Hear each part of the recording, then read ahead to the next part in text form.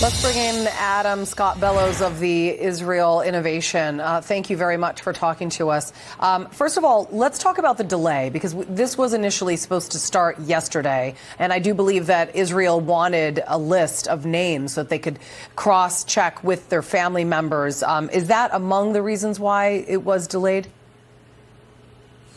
Hi, Julie. Thanks for having me, and happy Thanksgiving. It actually is one of the main reasons why the deal was delayed, in addition to the fact that Hamas was demanding that the Israeli army stop the moving of heavy artillery and large weapons like tanks. And that was something unacceptable to not only the Israeli army, but the Israeli government, given our position at this time. So that did cause a major delay. Also, not knowing exactly who Hamas would be releasing at this time, given the fact that most deals that have been cut between Hamas and the Israeli government, only one side has usually broke them, and being Hamas. Absolutely.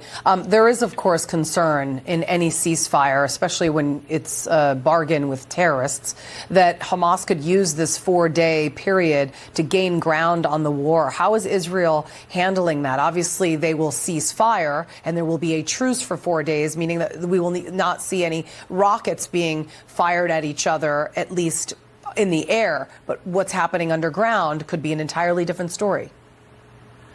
I would actually completely agree with you on that.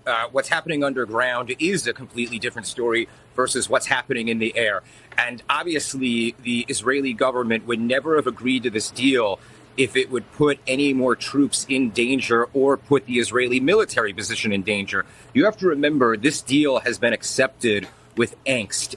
The Israeli public is somewhat split on this opinion, because while we very much want every single hostage to come home as soon as possible, we do not want to disrupt or walk back the progress that we've made over the last 40 plus days in our military campaign in Gaza. So the only reason why this deal would have been accepted by the Israelis is that it would put us in a position to regroup and allow hostages to be released safely without compromising our military campaign at this time. I think it's also very important to note that we have eyes on the ground and eyes in the sky to be able to monitor everything that's going on the ground at this time. Right. And I know Israel definitely was reluctant to a deal like this, but there was a lot of international pressure. The United States at the forefront, obviously, but many surrounding countries, France, even China, behind some kind of truce so that they were allowed to bring in humanitarian aid and whatnot. But the exchange of prisoners for the exchange of hostages is such an unbalanced number, and I believe that would obviously be at the forefront of the minds of the Israelis, that why do they get 150 Palestinian prisoners for the release of just 50 hostages? It seems like such an unfair number. If I was the family member of a hostage, of somebody being held hostage, I would think, why do they get 150 Palestinian prisoners for only 50 hostages? No, I actually completely agree with you there. The math is not mathing. That's for sure. And I want to go back to what you said earlier. I don't actually think the international pressure had anything to do with the accepting of this ceasefire. No. I think that's really important to note. We have seen over the last couple of weeks how the international community has completely forgotten the terrible, barbaric massacre of Simchat Torah, the October 7th massacre. And as a result of that, the Israeli public has seen the modern anti-Semitism just like it was in the 1920s and 1930s. And we've seen how quickly people have been able to forget. We always say never again. And the saying now is never again is now. And it is a very disappointing thing to see, not only the fact that now there is proof that the UN, Doctors Without Borders, the World Health Organization knew about the Shifa hospital, having hostages there, and it being used as a Hamas terror base, which totally decries the condemnations that we have seen from the international community.